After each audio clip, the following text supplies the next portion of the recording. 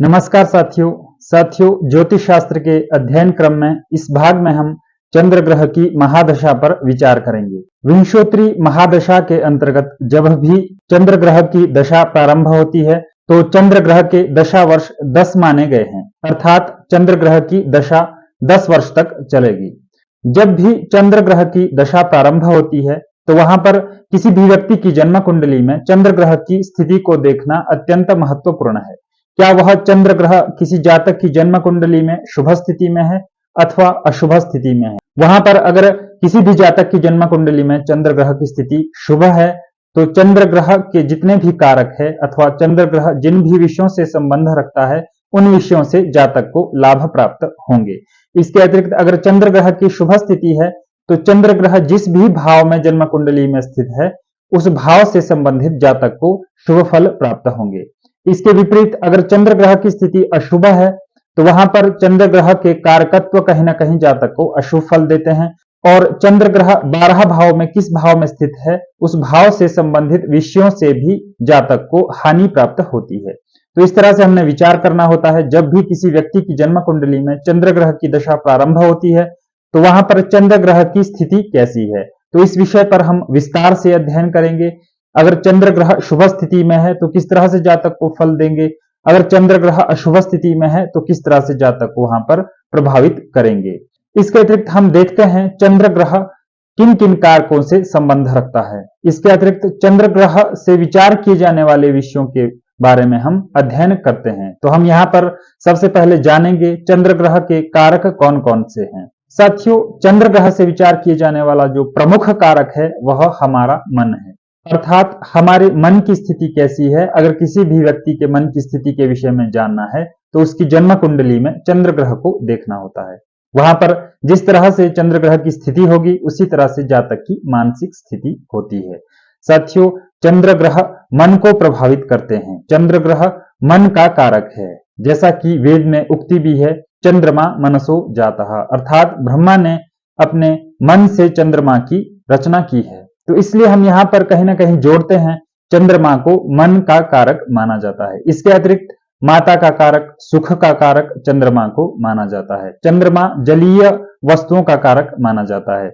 हमारे शरीर में हृदय का कारक चंद्रमा माना जाता है, रक्त का कारक चंद्रमा माना जाता है।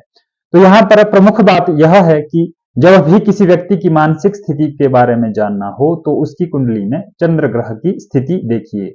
जिस स्थिति में वहां पर चंद्र ग्रह होगा उसी स्थिति के अनुसार हम जातक की, व्यक्ति की मानसिक स्थिति के विषय में अनुमान लगा सकते हैं। चंद्रमा अगर शुभ स्थिति में है तो जातक मानसिक रूप से हृष्ट पुष्ट होगा। इसी तरह से अगर वहां पर चंद्रमा की स्थिति अशुभ है तो वहां पर जातक कहीं ना कहीं मानसिक स्थिति जातक की अस्त व्यस्त रहेगी। तो इस तरह से ये जो मुख्य कारक है चंद्रमा से विचार किए जाते हैं। इसके अतिरिक्त जब भी हम प्रोफेशन के विषय में, आजीविका के विषय में विचार करते हैं तो चंद्रमा से बहुत से विषय विचार किए जाते हैं।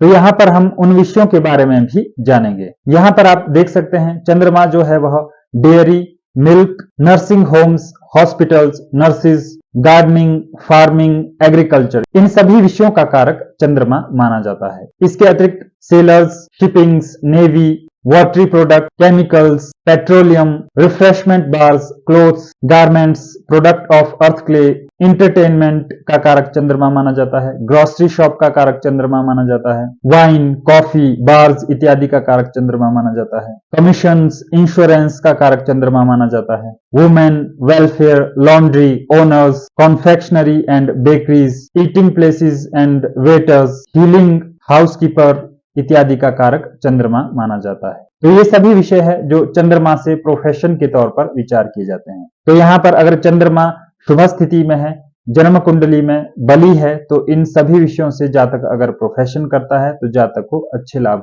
प्राप्त होंगे। इसके अतिरिक्त अगर चंद्रमा अशुभ स्थिति में है तो इन्हीं सभी विषयों से अगर जातक प्रोफेशन में है तो जातक को कहीं ना कहीं वहां पर हानि प्राप्त होती है। तो इस तरह से हम इन सभी कारकों का विचार चंद्रमा ग्रह से करते हैं। तो अब हम देखेंगे चंद्र ग्रह शुभ स्थिति में किस तरह से जातक को फल देते हैं। इसके अतिरिक्त हम यहाँ पर विस्तार से अध्ययन करेंगे चंद्रमा अगर शुभ स्थिति में है तो किस तरह से जातक को फल देते हैं। तो यहाँ पर अगर चंद्र ग्रह अपनी उच्च राशि में है। यहाँ पर आप जन्म कुंडली में देख सकते हैं चंद्र ग्रह की वृष राशि उच्च मानी जाती है और यहाँ पर भी 3 अंश जो है वह परमोच्च मानी जाती है। तो यहाँ पर अगर चंद्र ग्रह अपनी उच्च राशि वृष राशि में स्थित है तो वहां पर चंद्र ग्रह शुभ माना गया है। इसके अतिरिक्त अगर चंद्र ग्रह अपनी ही राशि में स्थित है, कर्क राशि में स्थित है, तो भी चंद्र ग्रह शुभ स्थिति में आएगा। इसी तरह से अगर चंद्र ग्रह केंद्र भाव में स्थित है, 1, 4, 7, 10 ये केंद्र भाव माने जाते हैं। अगर इन केंद्र भाव में चंद्र ग्रह स्थित है तो जातक का चंद्र ग्रह शुभ स्थिति में माना जाएगा। इसके अतिरिक्त अगर चंद्र ग्रह त्रिकोण भाव में स्थित है, 1, 5, 9 इन भाव में अगर चंद्रमा स्थित है किसी भी व्यक्ति की कुंडली में तो वह शुभ स्थिति में माना जाएगा। इसके अतिरिक्त लाभ भाव और द्वितीय भाव में अगर चंद्र ग्रह किसी जातक की कुंडली में स्थित है तो वह भी शुभ स्थिति में माना जाएगा। इसके अतिरिक्त अगर चंद्र ग्रह शुभ ग्रहों के साथ युति बनाता है, शुक्र, गुरु, बुध इत्यादि इन शुभ ग्रहों के साथ अगर चंद्र ग्रह युति बनाता है तो भी वह शुभ स्थिति में माना जाएगा। तो इस तरह से हमने यहाँ पर विचार करना है। अगर चंद्र ग्रह अपनी परमोच्च राशि में है, अपनी स्वगृह राशि में, अपनी मूल त्रिकोण राशि में है, अपनी मित्र गृह राशि में है, अथवा शुभ स्थानों में केंद्र, त्रिकोण इत्यादि स्थानों में स्थित है, अथवा शुभ ग्रहों के साथ स्थित है, तो यहाँ पर जातक का चंद्रमा शुभ माना जाएगा। और जब भी वह दशा में आएगा, महादशा में आएगा, प्रत्यंतर दशा में आएगा तो जातक को हमेशा शुभ फल ही देगा। तो यहाँ पर हम भावों के अनुसार देखेंगे। अगर चंद्र ग्रह लग्न में स्थित है, साथियों चंद्र ग्रह हमारे मन को रिप्रेजेंट करता है, हमारी मानसिक स्थिति को रिप्रेजेंट करता है। तो चंद्र ग्रह अगर शुभ स्थिति में जिस भी भाव में स्थित होता है उस भाव से हम मन से जुड़ते हैं, हमारा मन उस भाव से संबंधित विषयों से जुड़ा रहता है। हमारी जन्म कुंडली में, किसी भी व्यक्ति की जन्म कुंडली में चंद्र ग्रह जिस भी भाव में स्थित होगा, जातक का मन उस भाव से संबंधित विषय वस्तुओं से हमेशा संलग्न रहेगा। वे विषय वस्तु जातक को जीवन भर प्रभावित करेंगे। अगर शुभ चंद्र ग्रह की महादशा, प्रत्यंतर दशा जातक की जन्म कुंडली में चल रही है तो यहाँ पर अगर शुभ चंद्र ग्रह लग्न में स्थित है अथवा लग्न को देख रहा है तो यहाँ पर जातक को हमेशा शुभ फल लग्न से प्राप्त होंगे। जातक का मन हमेशा लग्न से जुड़ा रहेगा, लग्न से संबंधित विषय वस्तुओं से जुड़ा रहेगा। इसके अतिरिक्त अगर शुभ चंद्र जातक की महादशा में चल रहा है और वह दूसरे भाव में स्थित है, दूसरे भाव को देख रहा है और दूसरे भाव का स्वामी ग्रह है, इनमें से कोई सी भी स्थिति हो सकती है, तो जातक को दूसरे भाव से संबंधित विषय वस्तुओं से लाभ प्राप्त होंगे। जातक को धन धान्य प्राप्त होगा, जातक के अपने परिवार के साथ अच्छे संबंध रहेंगे। इसी तरह से अगर शुभ चंद्र ग्रह तीसरे भाव में स्थित हो अथवा तीसरे भाव का स्वामी हो अथवा तीसरे भाव में दृष्टि हो तो जातक को तीसरे भाव से संबंधित विषयों से लाभ प्राप्त होंगे।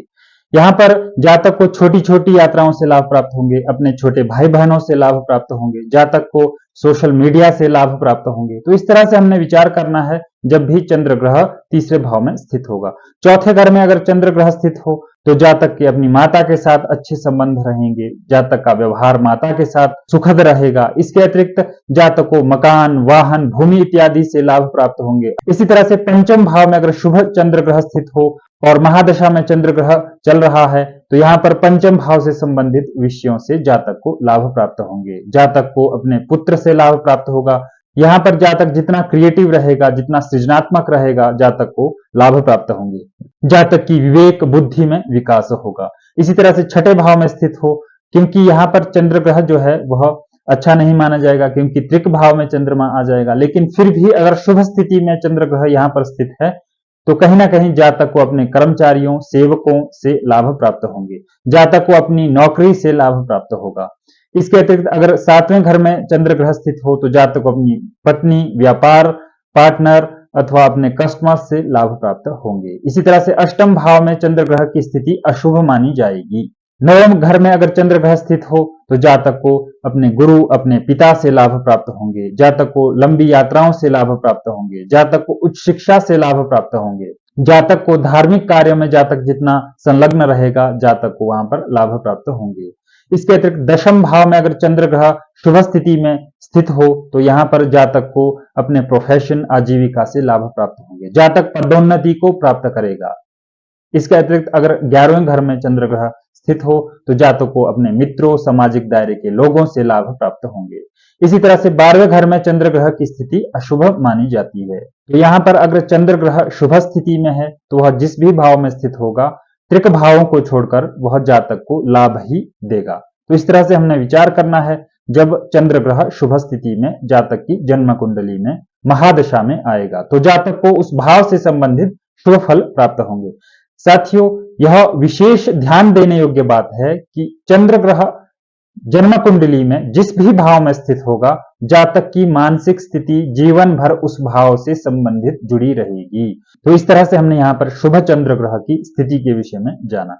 अब हम अशुभ चंद्र ग्रह की स्थिति के विषय में जानेंगे और फल कथन के विषय में जानेंगे। साथियों, जब भी चंद्र ग्रह नीच राशि में स्थित होगा तो जातक का वह चंद्र ग्रह अशुभ माना जाएगा। जैसे आप जन्म कुंडली में यहाँ पर देख सकते हैं, चंद्र ग्रह अपनी नीच राशि वृश्चिक राशि में स्थित है तो यह अशुभ चंद्र माना जाएगा। इसी तरह से अगर चंद्र ग्रह पाप ग्रहों के साथ स्थित है तब भी वह अशुभ माना जाएगा। चंद्र ग्रह राहु और केतु के साथ स्थित है तब भी वह अशुभ माना जाएगा। तो इस तरह से यह स्थिति जो है वह चंद्र ग्रह की अशुभ स्थिति मानी जाती है। चंद्र ग्रह नीच में ना हो, चंद्र ग्रह क्षीण ना हो। यहाँ पर जब भी क्षीण की बात आती है, क्षीण चंद्रमा को जब भी देखने की बात आती है तो यहाँ पर कृष्ण पक्ष की पंचमी तिथि से लेकर शुक्ल पक्ष की पंचमी तिथि तक चंद्र ग्रह क्षीण माना जाता है। तो यह क्षीण चंद्र भी पाप के रूप में ही फल देता है अथवा अशुभ माना जाएगा। यहाँ पर मतभेद है, कुछ लोग सप्तमी से मानते हैं, कृष्ण पक्ष की सप्तमी से लेकर शुक्ल पक्ष की सप्तमी तक चंद्र ग्रह क्षीण मानते हैं। तो इस तरह से हमने यहाँ पर देखना है। तो क्षीण चंद्रमा जब भी जन्म कुंडली में होगा तो जातक को हमेशा अशुभ फल देगा। तो ये जो पैरामीटर्स है वह अशुभ चंद्र के माने गए हैं। तो जब भी अशुभ चंद्रमा जिस किसी भी जातक की जन्म कुंडली में होगा और जब वह महादशा में आएगा तो जातक को हमेशा उस भाव से संबंधित अशुभ फल देगा जिस भाव से चंद्र ग्रह संबंध रख रहा है। चंद्र ग्रह जिस भाव में स्थित है अथवा जिस भाव को देख रहा है अथवा जिस भाव का वह स्वामी है, उस भाव से संबंधित जातक को हमेशा अशुभ फल देगा। इसके अतिरिक्त जो चंद्र ग्रह के स्वयं के कारक है उन कारकों से भी जातक को प्रभावित करेगा। जातक की मानसिक स्थिति कहीं ना कहीं अस्त व्यस्त रहेगी, मानसिक स्थिति से परेशान रहेगा। इसके अतिरिक्त जातक को अपनी माता के साथ जातक के कहीं ना कहीं मनमुटाव हो सकते हैं, जातक को रक्त संबंधी विकार आ सकते हैं, हृदय से संबंधी विकार आ सकते हैं। तो ये सभी कारक जो है वह चंद्रमा के कारक है और जो कहीं ना कहीं जातक को प्रभावित करते हैं जब भी चंद्र ग्रह किसी जातक की जन्म कुंडली में अशुभ पाया जाएगा। तो ये सभी पैरामीटर्स है, जब भी चंद्र ग्रह अशुभ स्थिति में किसी जातक की जन्म कुंडली के किसी भाव में स्थित होगा तो उस भाव से संबंधित अशुभ फल देगा। लग्न में स्थित हो तो जातक मानसिक तौर पर परेशान रह सकता है, रोग जातक को हो सकते हैं, जातक की मानसिक स्थिति ठीक नहीं रहेगी। दूसरे घर में हो तो धन से संबंधित जातक को वहां पर समस्याएं आएगी। तीसरे घर में हो तो अपने छोटे भाई बहनों से संबंधित समस्याएं आएगी, यात्राओं से संबंधित समस्याएं आएगी। इसके अतिरिक्त चौथे घर में हो तो माता से मनमुटाव हो सकता है, अपनी भूमि जमीन जायदाद से संबंधित जातक को समस्याएं आएगी। पंचम भाव में हो तो अपने पुत्र इत्यादि से जातक को समस्याएं आएगी। छठे भाव में हो तो जातक को अपने कर्मचारियों से, सेवकों से अथवा जातक अगर नौकरी कर रहा है तो वहां पर समस्याएं आएगी। सातवें घर में हो तो जातक को अपने पत्नी से संबंधित अथवा अपने पार्टनर अथवा अपने बिजनेस में समस्याएं आएगी। आठवें घर में हो तो आठवां घर तो समस्याओं का ही माना जाता है तो वहां पर जातक को समस्याएं आएगी। नवें घर में हो तो कहीं ना कहीं जातक का भाग्य ही उसका साथ नहीं देगा। 10वें घर में हो तो प्रोफेशन से संबंधित जातक को समस्याएं आएगी। 11वें घर में अगर अशुभ चंद्र हो तो वहां पर मित्रों से, सामाजिक दायरों से संबंधित जातक को समस्या आएगी। 12वें घर में हो तो जातक का खर्चा इतना अत्यधिक हो जाएगा अथवा व्यय ऐसा हो जाएगा जो जातक को परेशान करेगा। तो इस तरह से हमने यहाँ पर देखना है किसी भी जातक की जन्म कुंडली में चंद्र ग्रह की स्थिति कैसी है। अगर चंद्र ग्रह शुभ स्थिति में है तो जातक को हमेशा अपनी महादशा के अंतर्गत शुभ फल देंगे। यहाँ पर अगर चंद्र ग्रह अशुभ स्थिति में है तो हमेशा जातक को अशुभ फल देंगे। तो यहाँ पर अगर उपायों की बात की जाए तो जब भी चंद्र ग्रह अशुभ स्थिति में होगा तभी उपायों की आवश्यकता पड़ेगी। और यहाँ पर उपाय के विषय में अगर कहा जाए, अगर चंद्र ग्रह किसी भी जातक का जन्म कुंडली में अशुभ है तो वह कहीं ना कहीं जातक का अपनी माता के साथ मनमुटाव करवाएगा। तो यहाँ पर हमने अपनी माता के साथ अच्छे संबंध बनाने हैं, माता का आदर करना है, माता की सेवा करनी है। अथवा मातृतुल्य जो भी नारी शक्ति है उसकी सेवा करनी है। इसके अतिरिक्त हमें अपनी मानसिक स्थिति पर ध्यान देना अत्यंत आवश्यक है। अपने मन को स्थिर करना अत्यंत आवश्यक है। अगर हम इन उपायों को नियमित करते हैं तो कहीं ना कहीं वहां पर अशुभ चंद्र ग्रह की जो दशा है, अशुभ चंद्र ग्रह का जो प्रभाव है, कम होता हुआ दिखाई देगा। तो साथियों, इस तरह से हमने चंद्र ग्रह की महादशा पर विचार किया। अगले भाग में हम मंगल ग्रह की महादशा पर विचार करेंगे, देखेंगे किस तरह से मंगल ग्रह जातक को अपनी महादशा के अंतर्गत प्रभावित करता है। तो मिलते हैं अगले भाग में मंगल ग्रह की महादशा के फल के साथ। नमस्कार।